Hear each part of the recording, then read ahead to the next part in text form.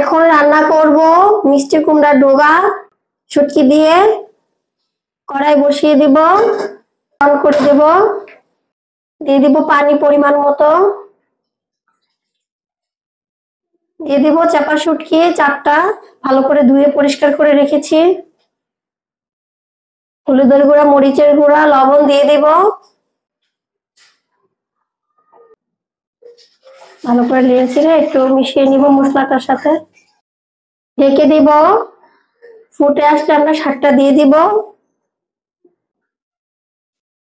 ঝোল ফুটে গেছে, মিষ্টি কুমড়ার ডোগা আর আলু দিয়ে দিব। প্রায় আমাদের ডোগা রান্না হয়ে গেছে, দিয়ে দিব কয়েকটা কাঁচামরিচ।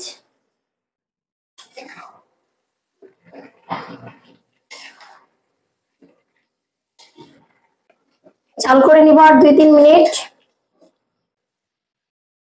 কমপ্লিট আমাদের ডোগা রান্না, মিষ্টি কুমড়ার ডোগা রান্না কমপ্লিট।